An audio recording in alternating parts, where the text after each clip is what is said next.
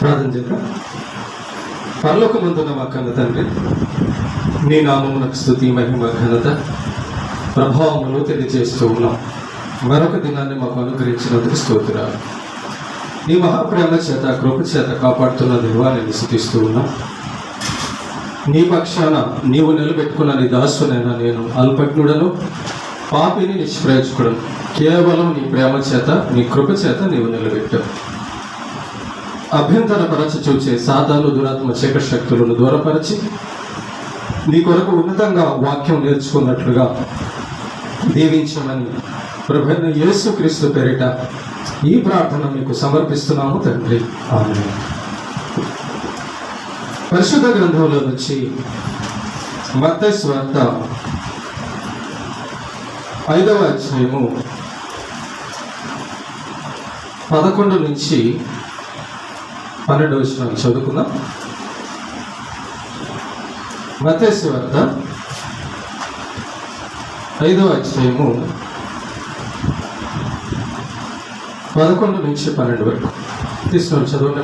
మాకు తీసుకొని చదవండి. నా నిమిత్తము జనులు మిమ్మును నిందించి హింసించి మీ మీద అబద్ధముగా చెడ్డ మాటలెల్లా పలుకున్నప్పుడు మీరు ధన్యులు. సంతోషించి ఆనందించుడి, పరలోకమునందు మీ ఫలము అధికమగును. ఇలాగున వారు మీకు పూర్వమందుండిన ప్రవక్తలను హింసించిరి. ప్రేమల దేవుని పిల్లరా, యేసు ప్రభు యొక్క మాటలు, యేసు ప్రభు యొక్క కార్యాలు అవి ప్రత్యేకమైనవి. ఈ లోకంలో మాట్లాడే మాటలు లాంటి మాటలు కావు. ఈ లోకం చేసేటటువంటి పనులు కావు, ప్రత్యేకమైనవి. కనుక యేసు ప్రభు మాటలకును, యేసు ప్రభు చేయమన్న పనులకును చాలా వ్యత్యాసము, భేదం ఉంటుంది లోకానికి, బైబిల్కి, యేసయ్య మాటలకి. చాలా మంది తెలియని వాళ్ళు ఏమనుకుంటారంటే, యేసు ప్రభుని నమ్ముకున్నాం కదా, యేసు ప్రభు నందు మందిరానికి వస్తున్నాము కదా, భక్తి చేస్తున్నాం కదా, మరి ఇలాంటప్పుడు లోకం మమ్మల్ని ఎందుకు నిందించాలి, ఎందుకు హింసించాలి, ఎందుకు చెడ్డ మాటలు పలకాలి అనేటటువంటి ఆలోచన వస్తుంది. అయితే ప్రభు ఏమంటున్నాడంటే, దీనికి దేవుని యొక్క విధానములో ఆశీర్వాదము వేరే విధంగా ఉంటుంది. లోకం ఆశీర్వాదం అంటే వారికి డబ్బు వస్తే ఆశీర్వాదం అనుకుంటారు, వాళ్ళకి ఏదైనా మేలైనది జరిగితే దాన్ని దీవెన అనుకుంటారు. కానీ క్రీస్తులో, యేసు ప్రభువులో దీవెనలు, ఆశీర్వాదాలు ఇంకొక రకంగా ఉంటాయి. దేవుడు మనకు కూడా అన్నం పెడతాడు, డబ్బులు ఇస్తాడు, ఆరోగ్యం ఇస్తాడు, ఓకే. కానీ క్రైస్తవులకు ఇంకొక రకమైన ఆశీర్వాదాలు ఉన్నాయి. ఆ ఆశీర్వాదాల గురించే ఈరోజు మనము తెలుసుకోబోతున్నాం. అదేంటంటే, సహజంగా మనందరికీ కూడా ఎవరైనా మనల్ని తిట్టినా, ఎవరైనా మనల్ని కొట్టినా, ఎవరైనా మనల్ని నిందించినా మనకు సహజంగా బాధ కలుగుతుంది. నిజమే, బాధే.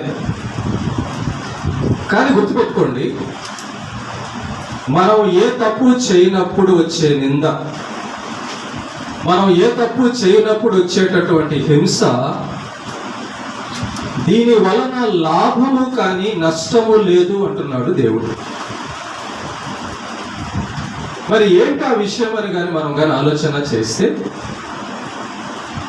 చూడండి ప్రేమ దేవుని బిడ్డలారా, ఈ లోకంలో దేవుణ్ణి నమ్మని వారితో దేవుడు మనకిచ్చేది కొంతే, అది చాలా చిన్నది.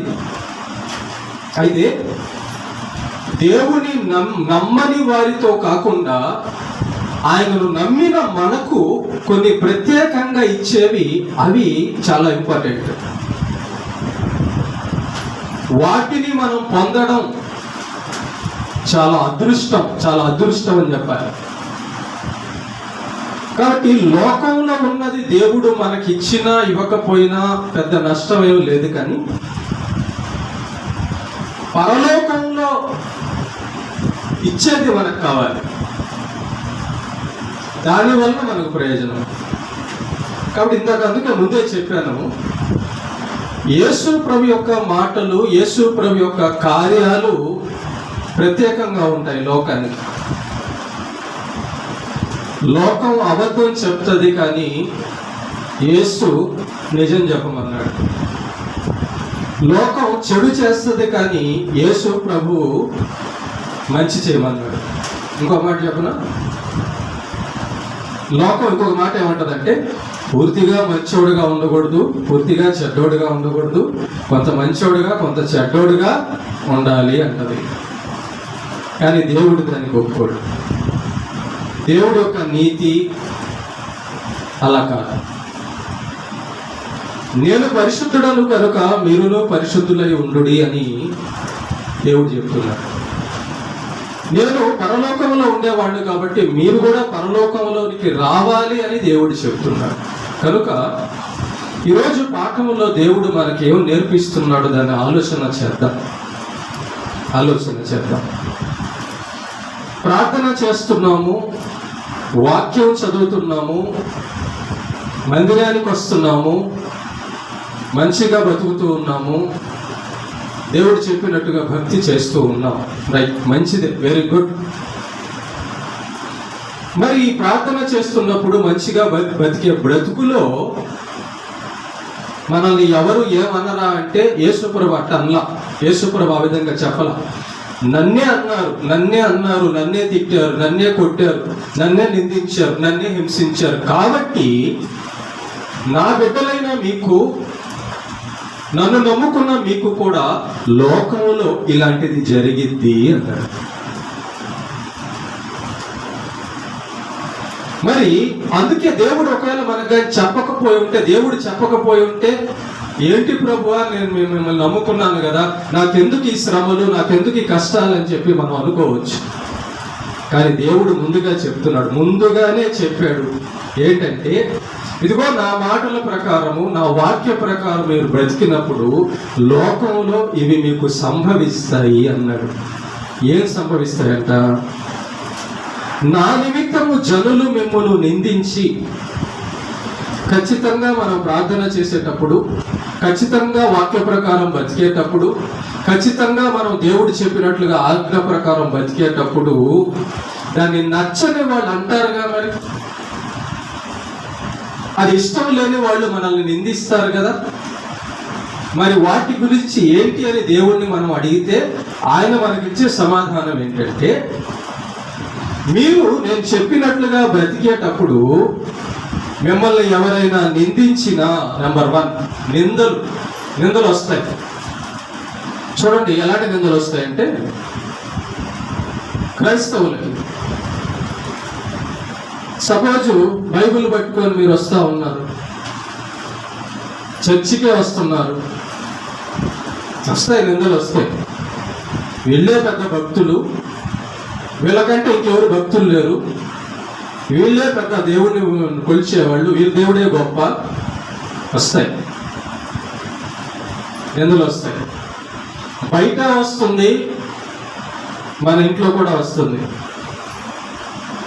యేసు ప్రభు మాటలంటే ఇష్టం లేని వాళ్ళు, యేసు ప్రభు మందిరానికి రావడానికి ఇష్టం లేని వాళ్ళు ఖచ్చితంగా మనల్ని నిందిస్తారు. ఎందుకంటే మనం చేసే దాన్ని బట్టి, మనం మాట్లాడే మాటలను బట్టి.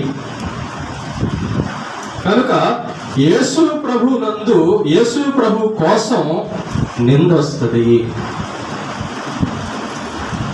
యేసుప్రభే చెప్తున్నాడు, నా వలన మీకు నింద వస్తుంది అన్నాడు.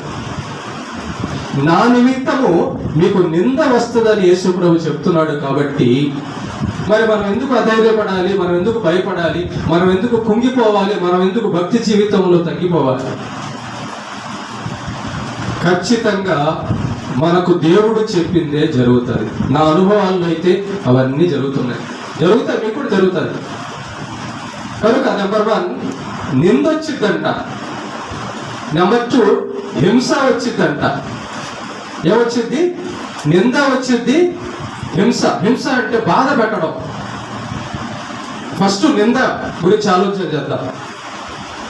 నిందలు, ఇప్పుడు మనం సపోజ్ వచ్చి దైవ సన్నిధిలో ఒక సహోదరుడు ఒక సహోదరి మాట్లాడుతున్నా లోకం లేదా దేవుడి గురించి అర్థం చేసుకునే వాళ్ళు దాన్ని తప్పుగా అనుకుంటారు. అదే నింద.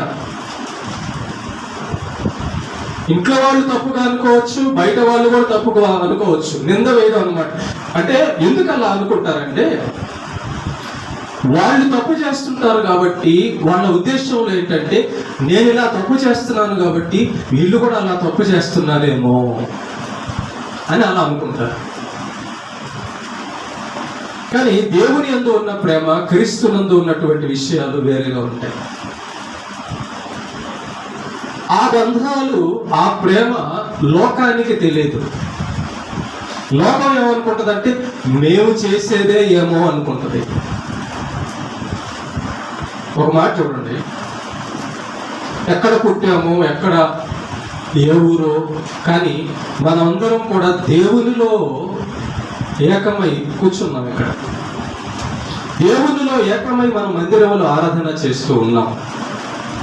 కానీ ఇంట్లో వాళ్ళు లేదా తెలియని వాళ్ళు ఏమనుకుంటారంటే ఏం చేస్తున్నారో మందిరానికి పోయి వీళ్ళు, ఏం చేస్తారైనా మందిరానికి పోయి వీళ్ళు. నిందలు వస్తాయి.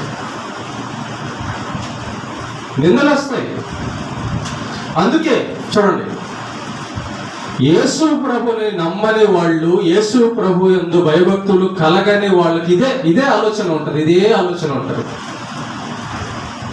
కాబట్టి నిందలు వస్తాయి. రెండోది హింస. ఎలాంటి హింస? ఎందుకు హింస వస్తుందో చెప్తాను నేను. సరే, మనం నిందించినా వాళ్ళు ఏమన్నా కూడా మన మందిరానికి వస్తున్నాము, దైవభక్తి చేస్తున్నాం అనుకో, వాళ్ళు ఏమనుకుంటారంటే అరే వీళ్ళని మనం తిట్టినా ఏం చేసినా నిందించినా కానీ వీళ్ళు చర్చి మాండవం లేదే, ప్రార్థన మాండవం లేదే, కాబట్టి వీళ్ళని ఇంకొక టైపులో చేయాలి. ఏంటంటే హింస పెట్టాలి, వీళ్ళని హింసించాలి. అంటే మనం చెప్పిన మాట వీళ్ళకి తగల్లా, మనం చెప్పిన మాటతో వీళ్ళు ఆగిపోవడంలా. కాబట్టి కార్యాల ద్వారా, చేతల ద్వారా కూడా వీళ్ళని ఏదైనా చెయ్యాలి, అడ్డుకోవాలి, ఏదో రకంగా అడ్డుకోవాలి, భక్తిని అడ్డుకోవాలి ఏదో రకంగా. అరే మాటల ద్వారా వీళ్ళు యేసుప్రభుని వదలడంలా, మాటల ద్వారా వీళ్ళు ప్రార్థన వదలడం, మాట చెప్తే మానడంలా. కాబట్టి వీళ్ళని కార్యాల చేత, అంటే పనుల చేత వీళ్ళని ఏదో ఒకటి చేద్దామని హింసిస్తారు. హింస అంటే అడ్డుకోవడం, కొట్టడం, రానికుండా ఏదో ఒక పని కల్పించడం. దేవుడి దగ్గరికి భక్తి చేయడానికి, ప్రార్థన చేయడానికి మందిరానికి రానియకుండా ఏదో రకంగా అడ్డుకోవడమే హింస అంటే. రెండోదంట, యేసు ప్రభు నిమిత్తము హింస కూడా వస్తుందంట. అంటే మాటలు మాత్రమే కాదు, చేతల్లో కూడా చేస్తారు. 2, 3 మీ మీద అబద్ధముగా, యేసు ప్రభువుని నమ్ముకొని భక్తితో బ్రతికే వారి మీద అబద్ధాలు కూడా వస్తాయి. అబద్ధాలు కూడా చెప్తారు. లోకం సాతానులో ఉంది కాబట్టి వాళ్ళు అబద్ధాలు కూడా చెప్తారు. మరి ఇవన్నీ కూడా దేవుడు మనకు ముందుగా చెప్తున్నాడు కాబట్టి జాగ్రత్తగా ఇవన్నీ మన జీవితంలో ఉంటాయి. కాబట్టి దాన్ని ఎలా మనం మేనేజ్ చేయాలి అనేది అర్థం చేసుకోవాలి. అబద్ధాలు కూడా వస్తాయి మన మీద.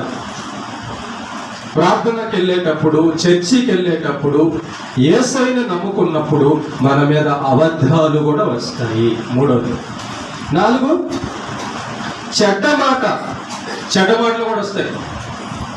మనల్ని చెడ్డ మాటలు అంటారు, మన మీద చెడ్డగా కూడా ఆరోపణ చేస్తారు. కాబట్టి 4 విషయాలు ఇక్కడ యేసు ప్రభు మనతో చెప్పాడు. మీరు నా మాట ప్రకారం కానీ బ్రతికితే ఇదిగో ఈ 4 మీరు ఎదుర్కోవాల్సి వస్తుంది.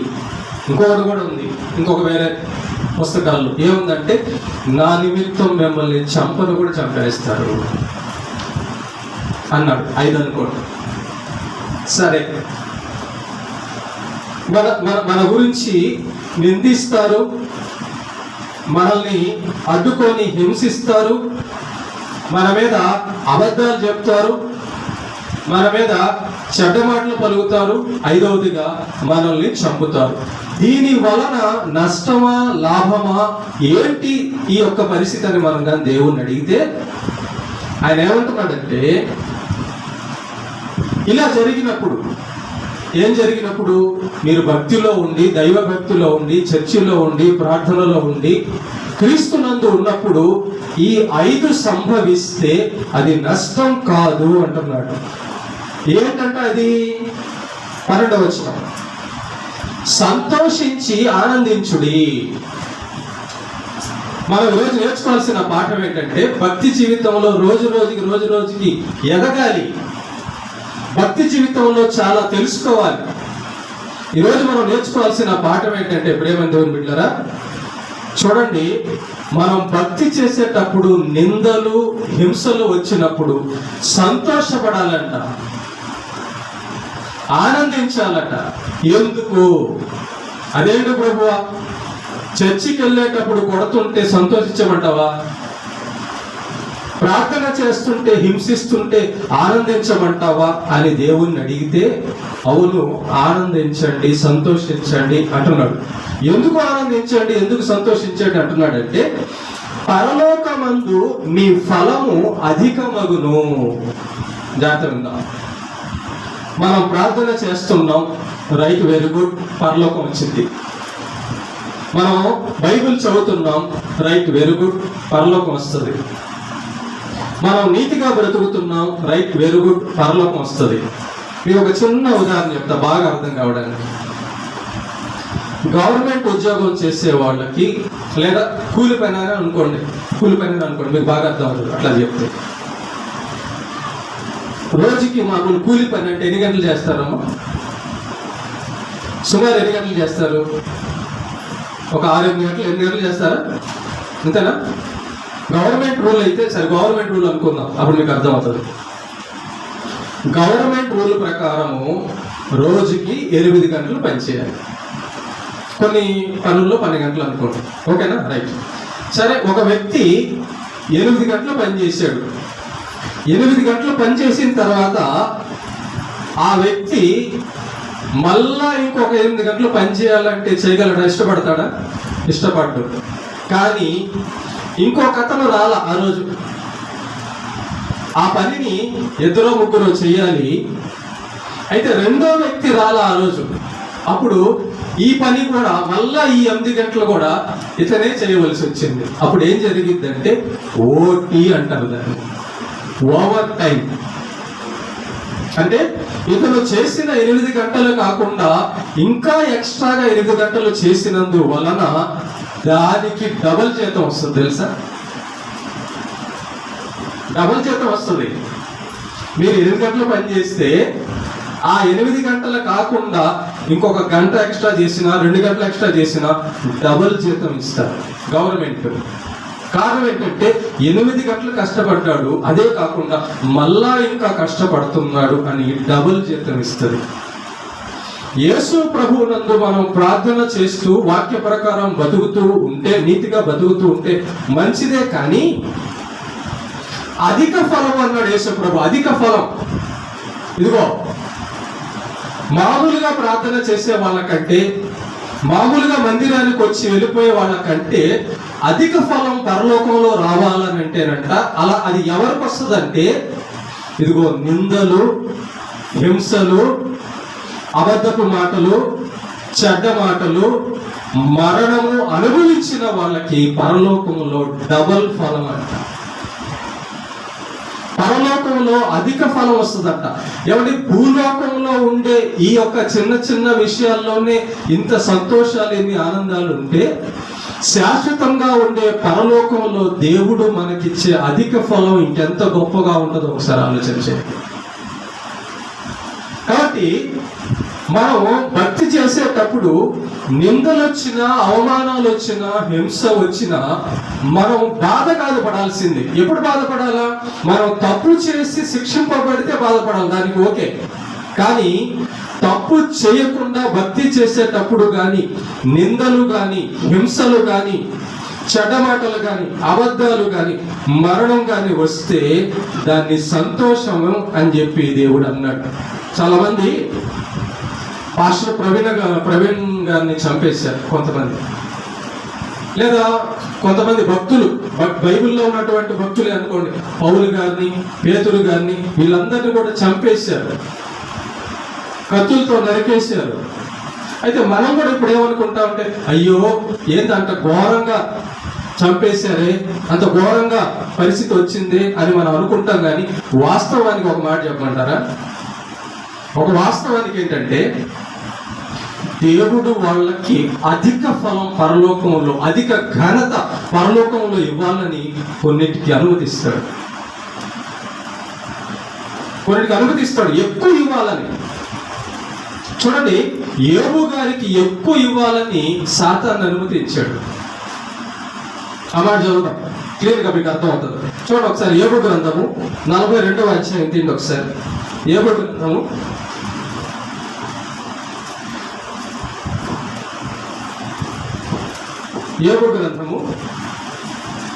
42వ అధ్యాయము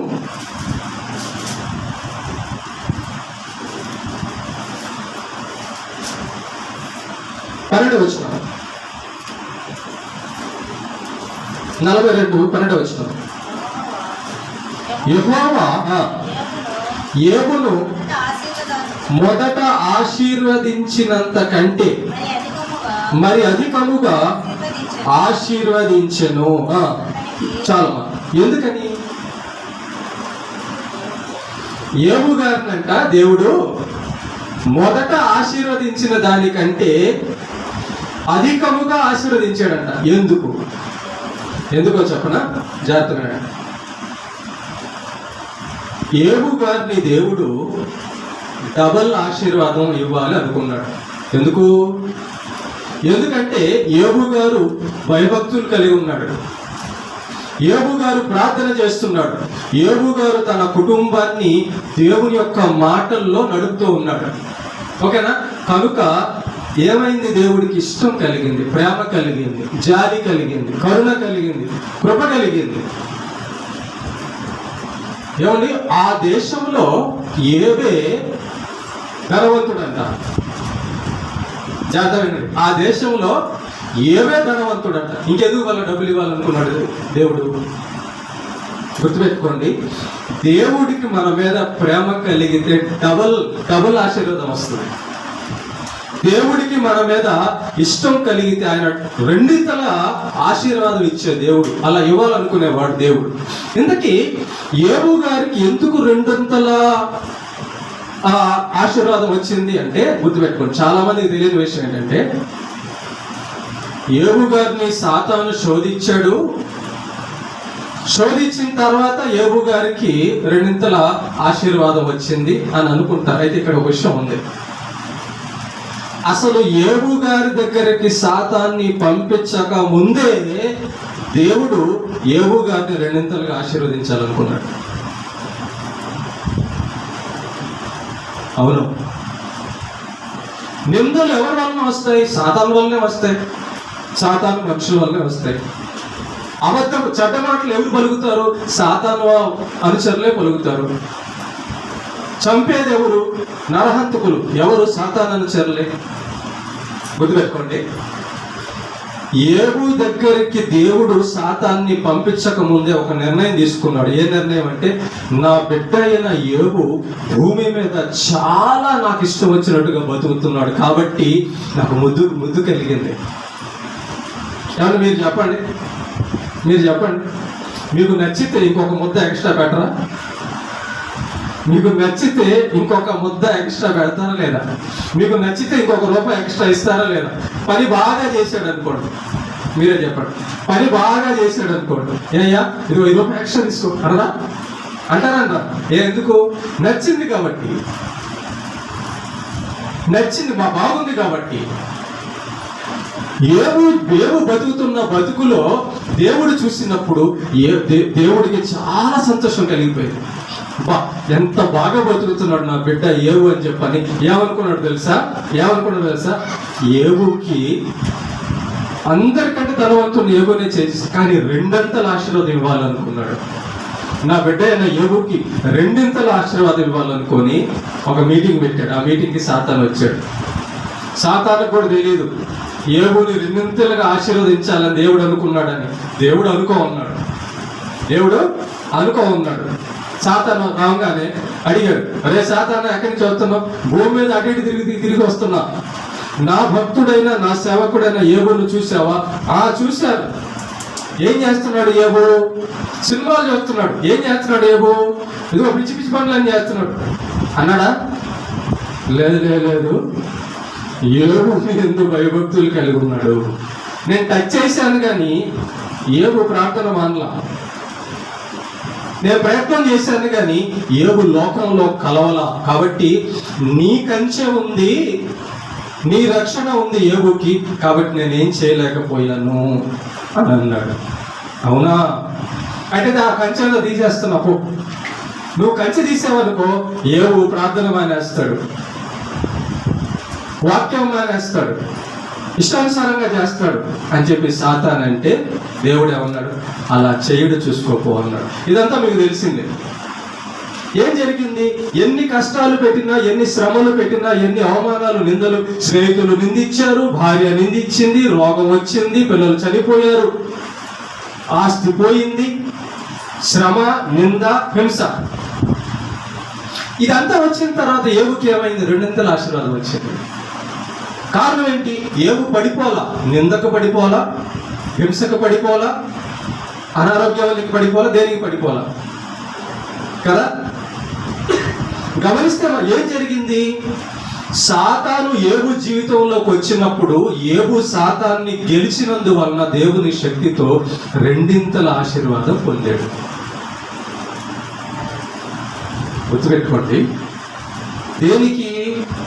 సాతాను వచ్చి హింసించినందుకు, దేవునికి సాతాను వచ్చి అనారోగ్యం కలగజేసినందుకు, దేవునికి సాతాను ఏబు కుటుంబంలో శ్రమల పాలు చేసినందుకు దేవుడు ఏబుని రెండింతల ఆశీర్వాదం ఇచ్చాడు. కాబట్టి నేను ముగిస్తున్నాను జాగ్రత్తగా. అమ్మ, నువ్వు ప్రార్థన చేస్తుంటే, నువ్వు వాక్యంలో ఉంటే, నువ్వు మందిరము దేవుని యొక్క ఆజ్ఞల్లో నడుస్తూ ఉంటే, శ్రమలు వచ్చాయంటే బాధ కాదు, సంతోషించు. దేవుడు నన్ను రెండింతలు అధికంగా ఆశీర్వదించబోతున్నాడు, దేవుడు నన్ను పరలోకంలో అధిక ఫలం నాకు ఇవ్వబోతున్నాడు అని అనుకో. అది మనం చూస్తున్నది ఏబు జీవితంలో కానీ, బైబిల్లో దేవుడు చెప్పిన మాటల్లో కానీ.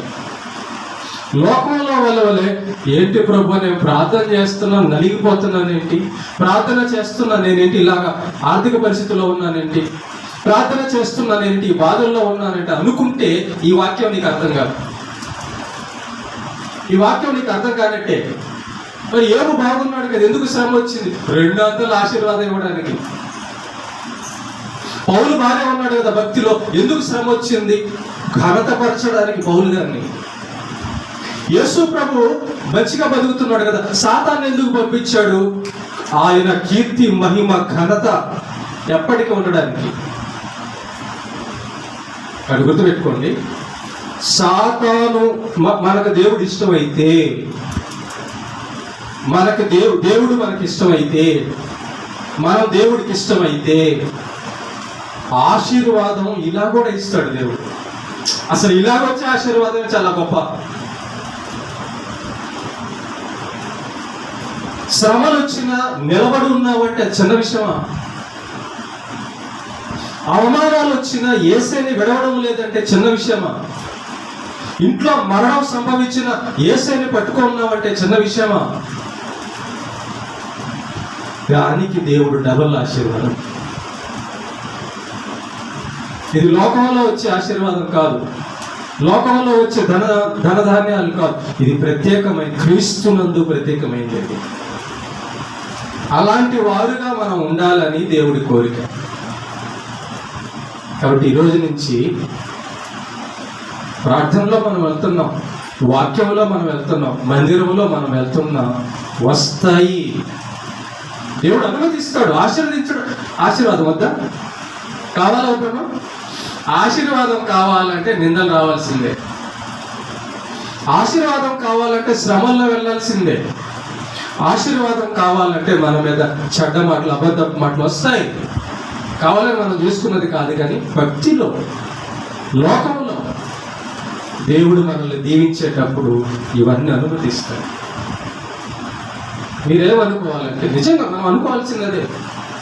మనం మంచిగా దేవుణ్ణిలో ఉన్నప్పుడు వచ్చేదనుకో, యోబులాగా నన్ను ఆశీర్వదించబోతున్నాడు, పరలోకంలో అధిక ఫలం ఇవ్వబోతున్నాడు అనాలి.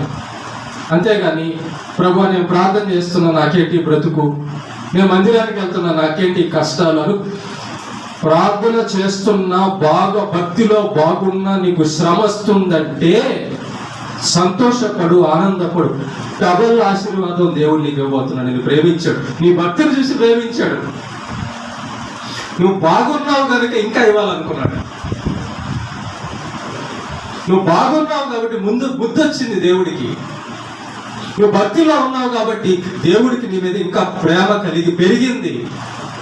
అందుకే ఆశీర్వాదం ఇవ్వాలనుకున్నాడు. ఆ ఆశీర్వాదం ఇవ్వాలంటే ఇదిగో ఈ విధంగా. ఓకేనా? యోబుకి శ్రమల్లో ఆశీర్వాదం వచ్చింది, భక్తులకు శ్రమల్లో ఆశీర్వాదం వచ్చింది. శ్రమలే ఆశీర్వాదానికి కారణం అవుతాయి. నిజం చెప్పండి, ఏ కష్టము ఏ బాధ లేకపోతే మన గొప్పతనం ఏముంది? దేవుళ్ళో నిలబడతాం కదా, దేవుళ్ళో మనం నిలబడతాం కష్టం బాధ వచ్చినప్పుడు. కానీ కష్టం బాధ వచ్చినప్పుడు తొలగిపోతే అది ప్రయోజనం కాదు. కష్టం బాధ వచ్చినప్పుడు మనం నిలబడ్డాం అనుకో, బలా నమ్మకమైన దాసుడా అంటాడు. ఆ పేరు రావాలంటే నిలబడాలి, ఆ పేరు రావాలంటే ఇవి రావాలి మరి. కనుక మన జీవితాల్లో, భక్తి జీవితంలో వచ్చే నింద, భక్తి జీవితంలో వచ్చే హింస, భక్తి జీవితంలో వచ్చే అబద్ధపు మాటలు, భక్తి జీవితంలో వచ్చే చెడ్డ మాటలు, భక్తి జీవితంలో వచ్చే కష్టాలకి జడకొద్దు, బెనకొద్దు, ఏం భయపడదు. అవి ఆశీర్వాదాలు అనుకొని యేసుప్రభు అన్నాడు సంతోషించండి అన్నాడు. అవి వచ్చినప్పుడు సంతోషించండి, ఆనందించండి అన్నాడు. కారణం ఏమంటే దానికి డబల్ ప్రతిఫలం ఇవ్వబోతున్నాను అన్నాడు. ఇలా మనం భక్తిలో ఎదగాలి, నేర్చుకోవాలి. లోకస్తులైతే అల్లాడిపోతారు. గుడికి వెళ్తున్నా ఏదైనా జరిగింది అనుకో కీడు అనుకుంటారు. గుడికి వెళ్తున్నా ఇంట్లో ఏదైనా సమస్యలు అనుకో రకరకాలు అనుకుంటారు. కానీ యేసు ప్రభు ఏమంటున్నాడంటే భక్తిలో ఉన్నప్పుడు మీకు ఇవి వచ్చినాయి అంటే ఆశీర్వాదం. ఓకేనా? అందరికి అర్థమైందా? దేవునికి మహిమ కలుగుతుంది కదా.